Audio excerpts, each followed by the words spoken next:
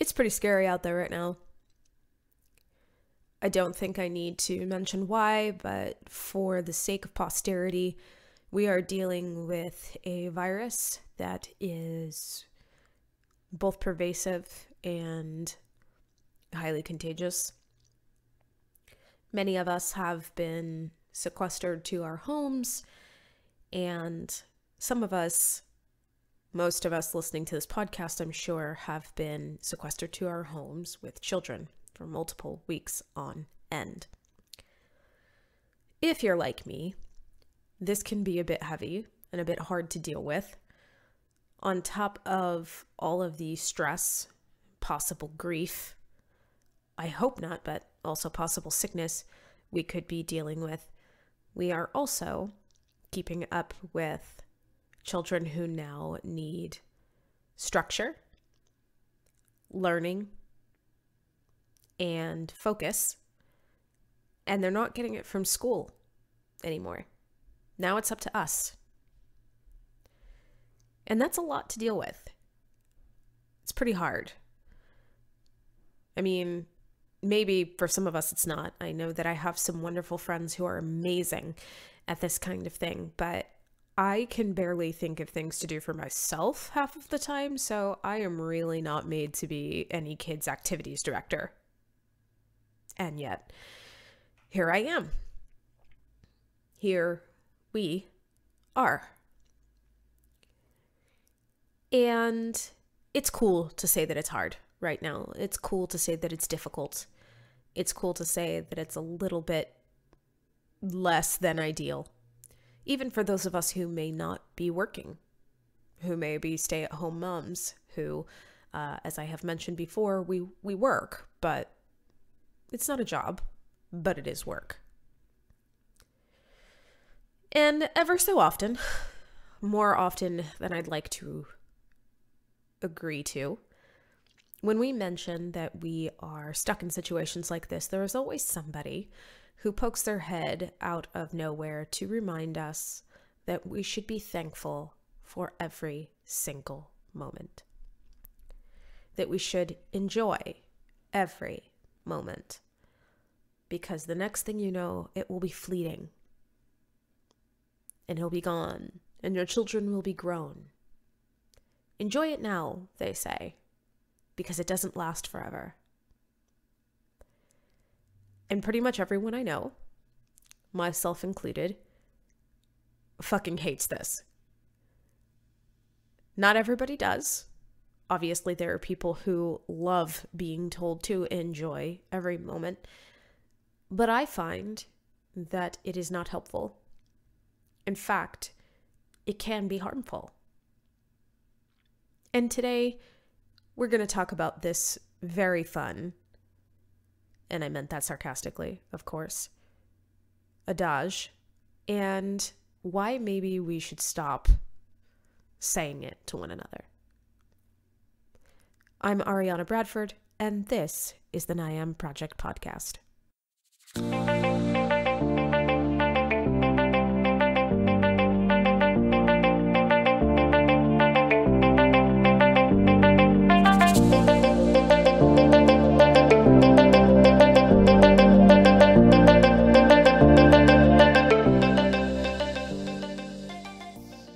Everyone, as I've mentioned, I'm Ariana Bradford. This is the NYAM Project Podcast, and you are listening to Season 2, Episode 6, Know You Enjoy Every Moment. So a couple things. First off, I apologize if I sound horribly nasal. As you know, I have been taking a break for the last couple of weeks due to some sort of weird bug that was mainly just attacking my throat. And then allergies came, and I did not want to go without putting out another episode, but the downside of that is I sound like I am pinching my nose the whole time I'm talking. So I apologize if you're listening to me wondering what the hell is wrong with me. The answer is cherry blossoms. I live in the Pacific Northwest, and cherry blossoms are fucking everywhere. So sorry for that. One other thing, You may be on my mailing list for this. If you are not, if you have not seen on my Instagram stories, I have not yet rolled out the announcement, but due to the worry and scare over COVID, my book will be postponed in its release and will instead be coming out July 7th of this year. And I know that some people have disagreed with me on this. They have asked me why, because they feel that those out there being stuck at home may in fact need a book to keep them busy while they are quarantined. And my answer to those people is something that has two pieces. The first piece being that if you have small children like mine and you are quarantined at home with them, when the hell are you going to find time to read? And the second being that right now, there are many of us worried about money, worried about the future, worried about our health and time. And I did not want to try to force people to push me to the front of their mind past all of that. I feel like we have enough to deal with, and I want you to enjoy reading. I do not want you to be reading everything with a dark cloud hanging over your head. So it was not an easy choice for me. I very much am excited to share this piece with you, but I also felt that everyone needed a chance to focus on what's really important right now. That being said, if it is something that you very much want to be able to read right now, I can offer you a small compromise in the form of the first chapter of the book. If you go to my website, thearianabradford.com, that's Ariana with 2 N's, that will also be in the show notes, you will be able to sign up on a pop-up, and on that pop-up you will be able to enter your name onto the book list, where I only tell people information about the book. I don't send them out for any other reason. And later on this week, I will be sending out the first chapter of the book for everyone to read and enjoy. And there will be more news as it becomes prudent, but for right now, that I can offer you. And anyway, let's get on with the show.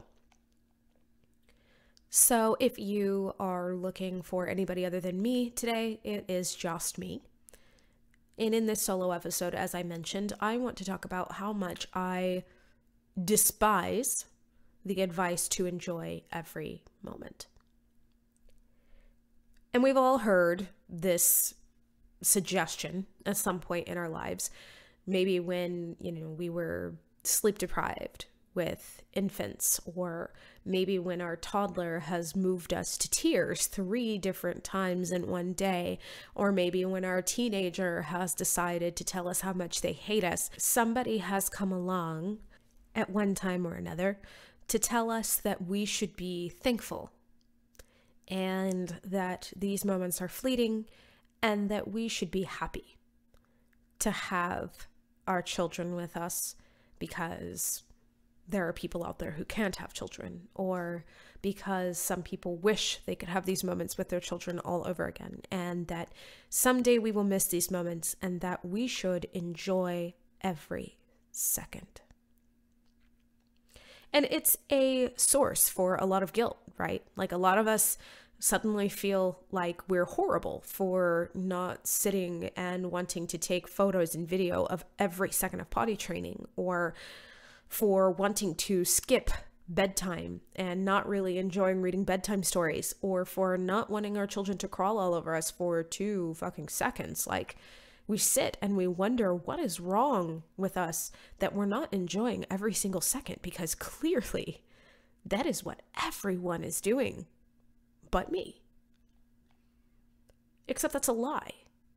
That is an absolute lie. And there are people out there who will try to keep perpetuating it. saying that they love 100% of parenting and that they can't understand how anyone could possibly enjoy less than that. And I'm sure that there might be some people out there who truly feel that way, but that number is so small compared to those of us who recognize that there are parts of parenting that are hard. And whether we say it out loud or whether we keep it to ourselves, we recognize that there are just parts of parenting that we don't enjoy.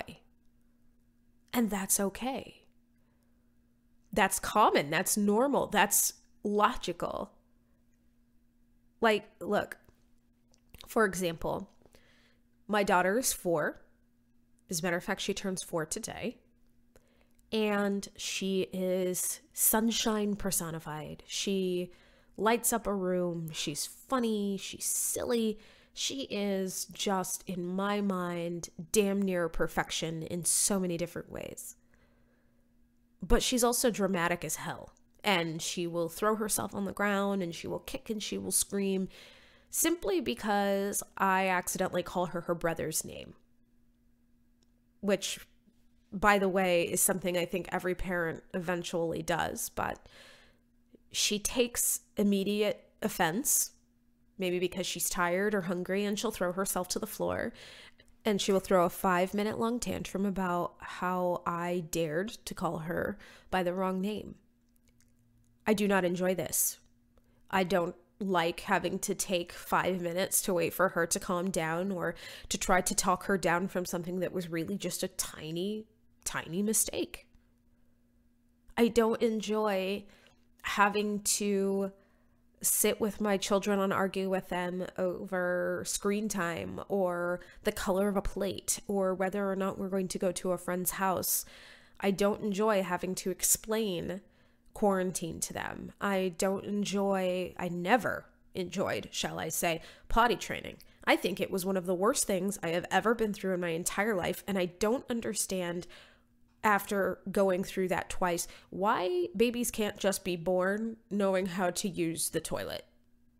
I feel like it's kind of unfair that I have to change their diapers for years, and then somehow I have to sit without losing my sanity and teach them that the floor is not where to shit, that the toilet is where they should be doing this, and then I have to watch them regress, and then I have to reteach it to them, and somehow I am supposed to do this without becoming someone who has vodka for breakfast. I don't understand how that's done. And you could talk to me about this 20 years into the future, when both of my children are hopefully successful and happy and in college and moving on in their lives. Well, 20 years from now, hopefully, maybe they'd be moving past college. But either way, they would be busy, happy adults. That's my hope. Of course, that's my hope. And you could say to me, don't you wish that your daughter was 4 again? And I very well may say yes. I very well may miss her cuddles and her kisses and her smiles. But then if you were to tell me that I was going to have to deal with those 5-minute tantrums again, that would give me pause. I would not miss the tantrums. I would not miss the arguments. And I don't think that there's anything wrong with that. And the fact that there are people out there who like to perpetuate that it is common to miss those things are doing more harm than they are doing good. I had a friend who, when I first had this conversation, admitted to me that she needed to hear that somebody else didn't miss some of these things because she was wondering if there was something wrong with the fact that she didn't always enjoy sitting and breastfeeding her child. Sometimes she was tired and didn't feel like it. Sometimes she had things to do. And she had had so many people who said, cherish that time of breastfeeding. Cherish that time that your child is feeding on your body, and cherish that time that you two have to bond. And all I could think was, why can't she be thankful for this time in his life and not miss breastfeeding. It's okay to love your children and to love what they put you through and still hate certain parts of it. It does not mean that you have to love all parts. And just some food for thought. I feel that a lot of the people who say this come from one of two camps. They're either older parents who are empty nesters and have found that they miss having their children nearby, and possibly even feel a little sorry for maybe some things that they did while their children were growing up in their house, because, hey, we all make mistakes. Or they come from a camp of people who wish that they could have children and who, for one reason or another, have found that they cannot. And for the first camp, I empathize in that I have had multiple times where I have wished that I could redo a moment between me and my children. I have screwed up royally. I have done things that I wish I could take back. I do not always communicate with my children in a way that I would like. It's kind of an unfortunate part of life when you get handed this blank slate with absolutely no user manual. And despite that, I am well aware of the fact that we don't get do-overs. And I don't get to force other people to avoid the mistakes that I've made. If you are one of those people and you are listening to this and you're bristling because you can't believe that I would say such things, I just want you to stop for a moment. And I want you to think of how likely you would have been to listen to somebody else trying to tell you to enjoy every single moment as you were struggling, as you were feeling tired, as you were feeling beat down or alone or exhausted. I want you to think about how hard that would have been and how condescending that might have felt, because maybe you weren't about to make that same mistake that the other person had, and how unreal that would sound, because instead of being told to enjoy the moments that were worth enjoying, that were possible to enjoy, somebody was expecting you to somehow find enjoyment in moments that no one else would, simply because it was with a child, simply because it was with your child.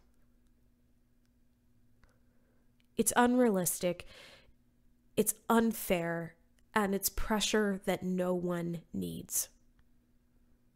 We're already under enough as it is. If you really, really, honest to God, want to help us, well, I'll get to that in a minute. I want to talk about the other camp, because I feel that sometimes people feel very uncomfortable saying these things, and that's what I'm here for.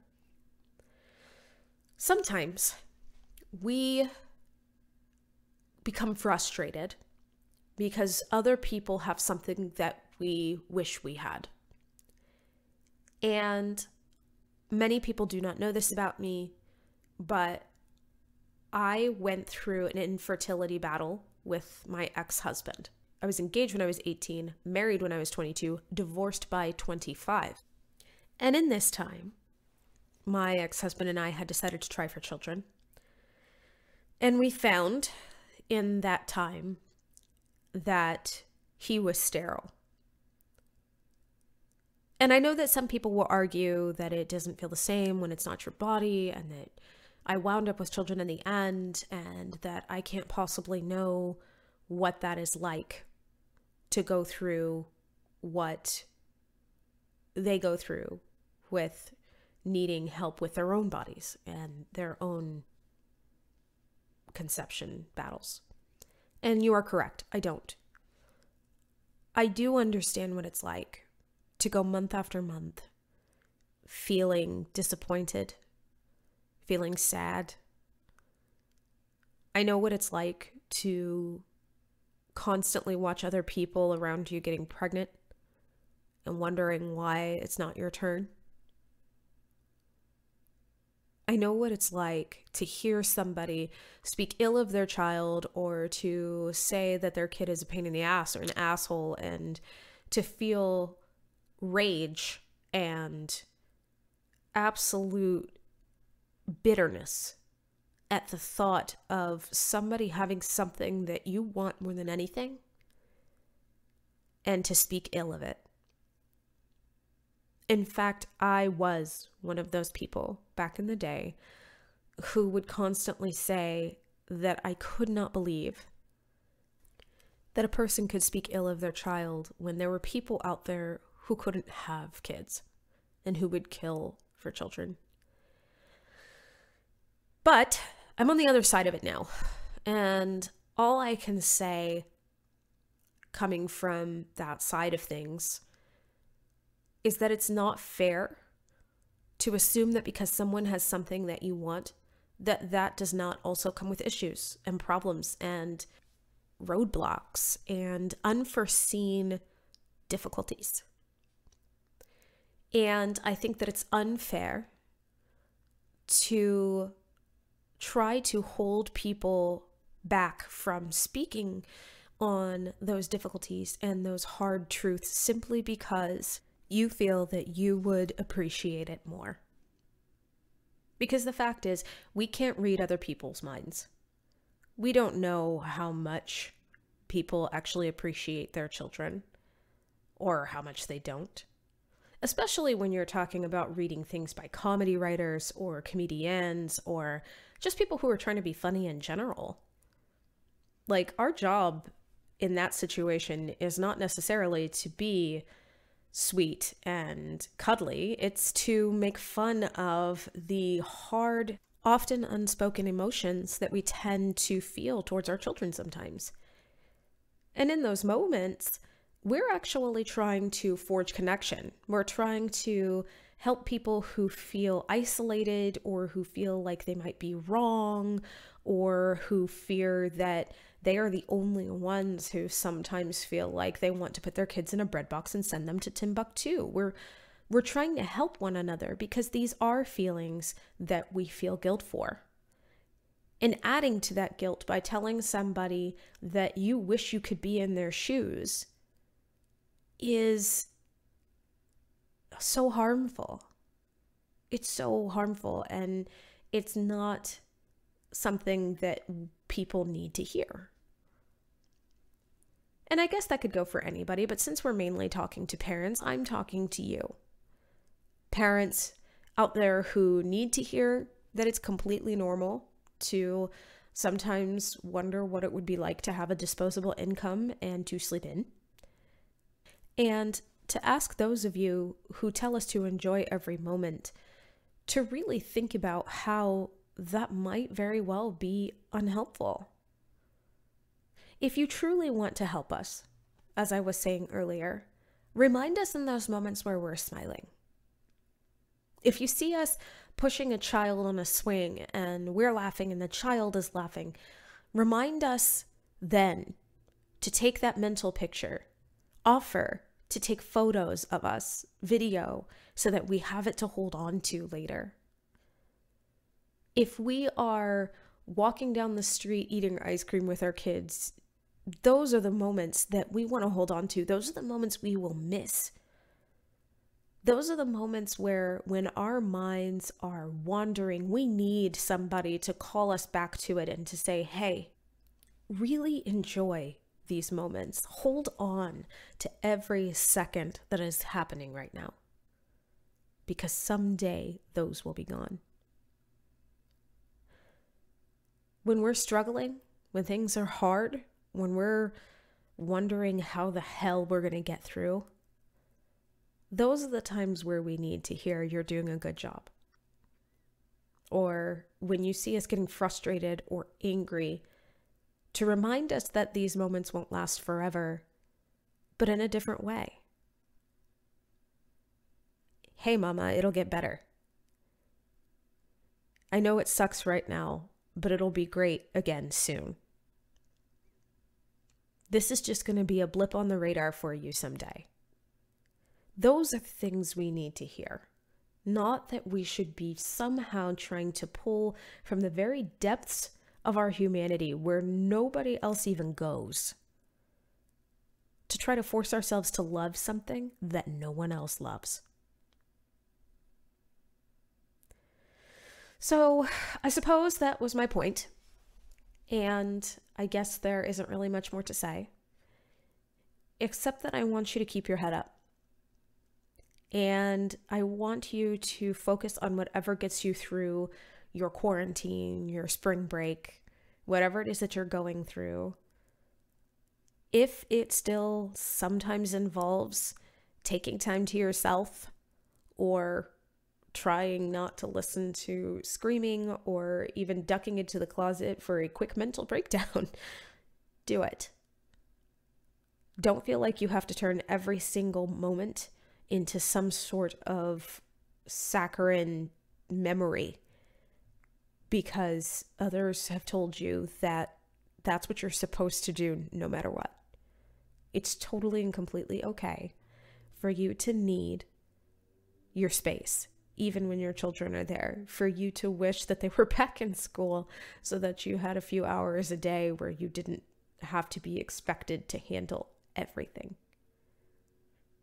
No matter what anyone says to you, it is 100% common, understandable, and logical to feel like there are parts of this that you would never do again in a million years. Hang in there, please be safe, and keep in mind that here at NYAM, we're hoping that you guys are going to come through this healthier and maybe even happier than you were when this started. The NYAM Project is written and produced by me, Ariana Bradford. You can find out more about the NYAM Project at wearenyam.com or by looking us up on all social media under the name The NYAM Project. Please stay safe out there, and we will see you next time.